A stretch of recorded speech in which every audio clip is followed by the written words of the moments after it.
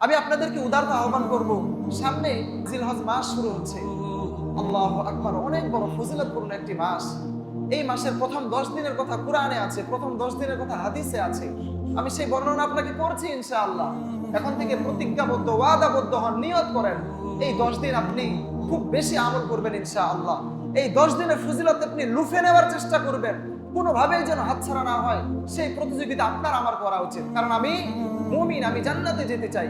আল্লাহ আমাদেরকে বলছেন যে তোমরা তো জিকির করবাই আমি মালিকের, কিন্তু এই 10 দিন বেশি বেশি জিকির করো। সেই 10 দিন বলতে এই জিলহজ মাসের প্রথম 10 দিন বেশি বেশি জিকির করো। তাহলে সর্বপ্রথম আমরা এই 10 দিন আমরা বেশি বেশি কি জিকির তাসবিহগুলো পড়বো, সুবহানাল্লাহ, আলহামদুলিল্লাহ, ওয়ালা ইলাহা ইল্লাল্লাহ, ওয়াল্লাহু আকবার। এভাবে আমরা বেশি বেশি জিকির করব, প্রথম কাজ। এরপর আসেন দ্বিতীয় কাজ।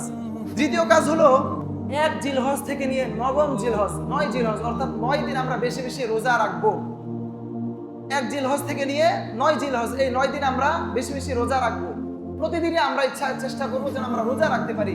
নবী সাল্লাল্লাহু আলাইহি ওয়াসাল্লাম এই জিলহজ মাসের প্রথম 9 দিন কোনোদিন রোজা ত্যাগ করে নাই। নবী প্রতিদিন রোজা রেখেছেন। আচ্ছা বলেন তো, নবী সাল্লাল্লাহু আলাইহি ওয়াসাল্লামের জীবনে কোনো গুনাহ ছিল না, তিনি নিষ্পাপ ছিলেন। তিনি নিষ্পাপ ছিলেন, বা গুনাহ থাকলেও আগে পরে ক্ষমা করে দিয়েছেন কে? আল্লাহ তাআলা। এরপরেও আমার নবী যদি জিলহজের প্রথম 9 দিন স্পেশালি রোজা রাখতে পারে, তাহলে অবশ্যই এই দিনগুলোর ফজিলত আছে না নাই? রোজার ফজিলত আছে দেখেই তো আমার নবী রোজা রাখতেন, এমনি এমনি তো আর রাখতেন না। এই জন্য দ্বিতীয় কাজ আমরা চেষ্টা করব 1 জিলহজ থেকে নিয়ে 9 জিলহজ পর্যন্ত আমরা কি করব? কথা বলেন, কি করব? রোজা রাখবো ইনশাআল্লাহ। সারা বছর তো খাচ্ছেন, 9 দিন না খেলে কি হবে? বা এই 9 দিন রোজা রেখে যদি আপনার ভিতরে ক্ষুধা একটা জমা হয়, আপনি কুরবানির দিন ভালো করে গোশত খেতে পারবেন না? গোশত খেতে পারবেন তো? এই জন্য আপনি এই 9 দিন রোজা রাখার চেষ্টা করবেন ইনশাআল্লাহ। নবী সাল্লাল্লাহু আলাইহি ওয়াসাল্লাম শুধু এই 9 দিন রোজা রাখতেন, বিষয়টি এমন নয়। হাদিস থেকে আমরা জানতে পারি ওয়া সালাসাতু আইয়ামিন মিন কুল্লি শাহরিন, নবী সাল্লাল্লাহু আলাইহি ওয়াসাল্লাম প্রত্যেক মাসের 3 দিন স্পেশালি রোজা রাখতেন। প্রত্যেক মাসের কয় দিন? প্রত্যেক মাসে তিনি 3টি রোজা রাখতেন। 3টি, কয়টি? 3টি রোজা রাখতেন। সেই 3টা দিন ছিল 13, 14, 15। এটা কিন্তু জানুয়ারি, ফেব্রুয়ারি এই মাস হিসাব করে না, আরবি মাস, মুহররম, সফর, এভাবে। যেমন জিলহজ মাস 13, 14, 15, এভাবে নবী সাল্লাল্লাহু আলাইহি ওয়াসাল্লাম প্রত্যেক মাসের কয় দিন রোজা রাখতেন? 3 দিন। সেই 3 দিন কোন কোন তারিখ? 13, 14, 15। তা আমাদের উচিত এই 3 দিন আমরা বেশি বেশি রোজা রাখবো। ওয়া ইসনাইনি ওয়াল খামিস, প্রত্যেক সপ্তাহে 2 দিন রোজা রাখতেন। কয় দিন? সপ্তাহে 2 দিন, সোমবার এবং বৃহস্পতিবার। সোমবার এবং বৃহস্পতিবার আমার রাসূল, আমার নবী রোজা রাখতেন। এজন্য আমাদেরও উচিত আমরা সোমবার এবং বৃহস্পতিবার কি করব? রোজা রাখবো। যদিও আমাদের উদ্দেশ্য এখানে জিলহজ মাস, এরপরেও আমি এখানে প্রাসঙ্গিক কিছু কথা বললাম। সর্বপ্রথম কথা, আমরা জিলহজ মাসের 1 থেকে 9 তারিখ পর্যন্ত রোজা রাখবো ইনশাআল্লাহ, চেষ্টা করব। এরপরে নবী সাল্লাল্লাহু আলাইহি ওয়াসাল্লাম মাসে 3 দিন রোজা রাখতেন, 13, 14, 15। এই 3 দিন আমরা রোজা রাখার চেষ্টা করব। এরপরে প্রতি সপ্তাহে নবী 2 দিন রোজা রাখতেন, সোমবার এবং বৃহস্পতিবার। এই সোমবার এবং বৃহস্পতিবারে আমরা রোজা রাখবো ইনশাআল্লাহ। নাম্বার 3 নাম্বার আমাদের করণীয়, খুবই গুরুত্বপূর্ণ একটি আমল।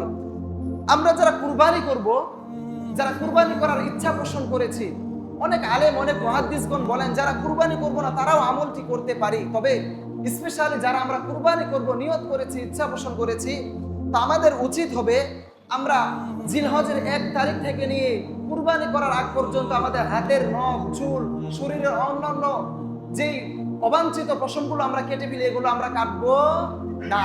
এগুলো আমরা কাটবো না। ইসলাম আমাদেরকে কখনো বলেন কাটো, কখনো বলেন রাখো। সবসময় নখ কেটে ছোট ছোট করে রাখাটা কি সুন্নাহ? ছোট ছোট রাখা কি সুন্নাহ? আবার কখনো কখনো ইসলাম আমাদেরকে বলেন অমুক সময় থেকে নিয়ে অমুক সময় পর্যন্ত তুমি নখ কাটবে না, অমুক সময় এতটুকু সময়ের মধ্যে তুমি চুল কাটবে না। তাহলে এখানে কি বোঝা যায়? ইসলাম আমাদেরকে কখনো আদেশ করেন, কখনো আমাদেরকে নিষেধ করেন। এটাই তো আমাদের শান্তির ধর্ম, আল ইসলাম। আল ইসলামু হাক্কুন, ইসলাম সত্য, ইসলাম আমাদের শান্তির ধর্ম।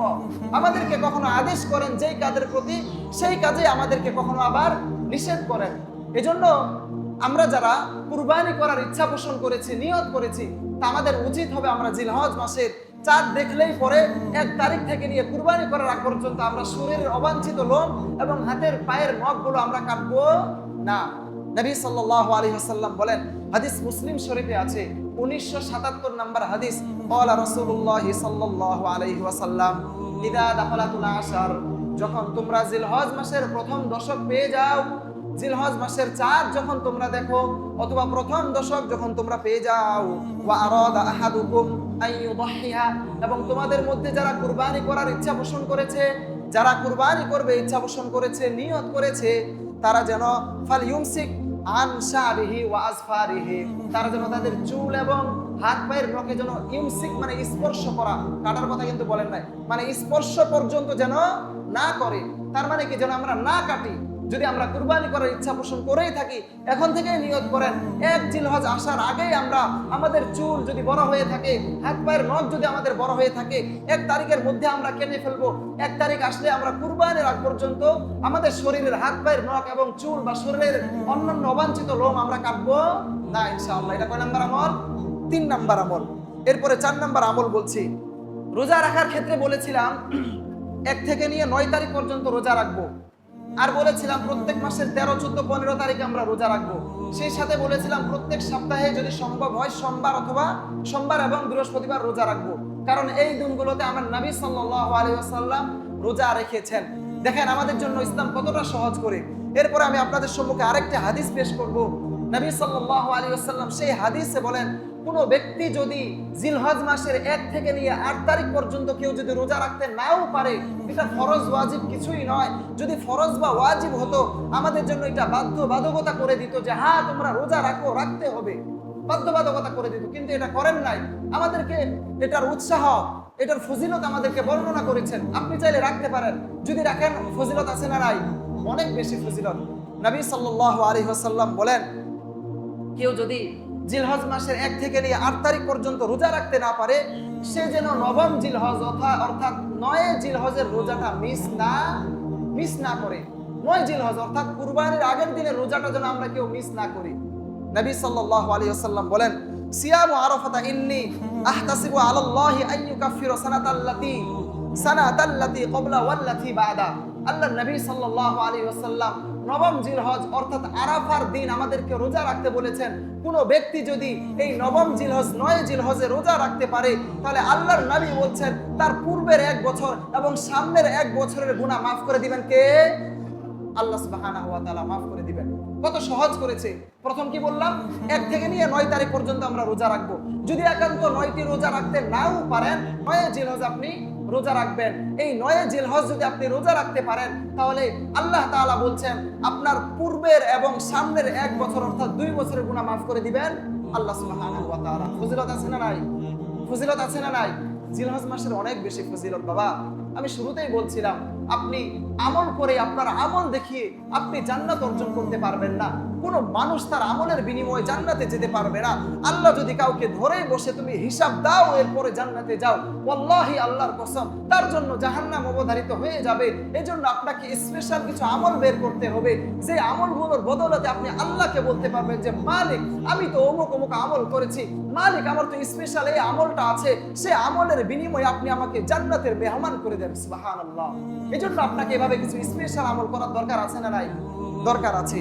5 নাম্বার আমল। 4 নাম্বার আমল বললাম 9 জিলহজ আমরা রোজা রাখবো, ঠিক আছে? 5 নাম্বার আমল, 9 জিলহজ ফজরের নামাজ থেকে নিয়ে 13 জিলহজ আসর পর্যন্ত আমরা তাকবীরে তাশরিক যেটাকে বলে, এটা আমরা অনেকেই জানি, প্রতি বছর করে আসি।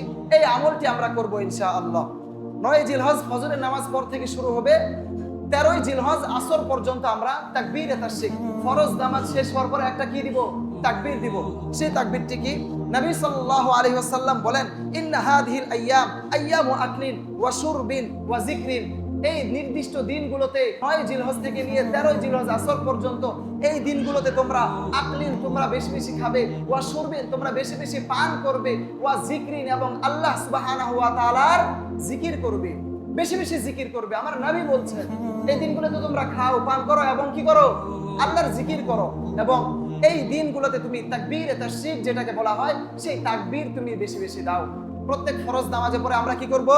তাকবীরে তাশরিক যেটাকে বলা হয় সেটা আমরা উঁচু আওয়াজে মসজিদে যারা আসে, মসজিদে বা যেখানেই নামাজ পড়ি নামাজ শেষে দিব। সেই তাকবীরে তাশরিক আমাদের জানা আছে? বলেন, সবাই বলেন দেখি। আল্লাহু আকবার, আল্লাহু আকবার, লা ইলাহা ইল্লাল্লাহু আল্লাহু আকবার ওয়ালিল্লাহিল হামদ। এটাকে বলা হয় কি? তাকবীরে তাশরিক। 9 জিলহজ ফজরের নামাজের পরে শুরু হবে, 13ই জিলহজ আসরের নামাজ পর্যন্ত। ঠিক আছে, বুঝাতে পেরেছি? আমরা যারা পুরুষ আছি তারা উঁচু আওয়াজে কয়বার করব? একবার। কয়বার? আমরা না জানার কারণে অনেকে দেখবেন 3 বার 4 বার পর্যন্ত পড়ে ফেলেন। না, একবার পড়ার বিধান একবার পড়বেন। ঠিক আছে, আবার কেউ কেউ বলেছেন একবার পড়াটা ওয়াজিব পড়তে হবে, এরপরে 2 বার পড়াটা কেউ সুন্নাত বলেছেন, কেউ মুস্তাহাব বলেছেন, ওটা গ্রহণযোগ্য না। সংক্ষেপে 5টা আমল স্মরণ করিয়ে দিচ্ছি। প্রথম কাজ, বেশি বেশি এই প্রথম দশকে আমরা আল্লাহ সুবহানাহু ওয়া তাআলার জিকির করব ইনশাআল্লাহ। নাম্বার 2 নম্বরে আমরা এই দিনগুলোতে 1 থেকে নিয়ে 9 জিলহজ পর্যন্ত আমরা রোজা রাখবো। ঠিক আছে।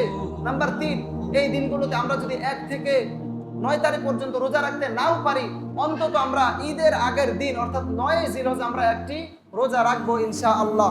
নাম্বার 4, আমরা যারা কুরবানি করার ইচ্ছা পোষণ করেছি, কুরবানি করার নিয়ত করেছি, আমরা 1 জিলহজ থেকে নিয়ে কুরবানি করার আগ পর্যন্ত আমাদের শরীরের হাত পায়ের নখ এবং শরীরের অবাঞ্ছিত লোমগুলো কাটবো না।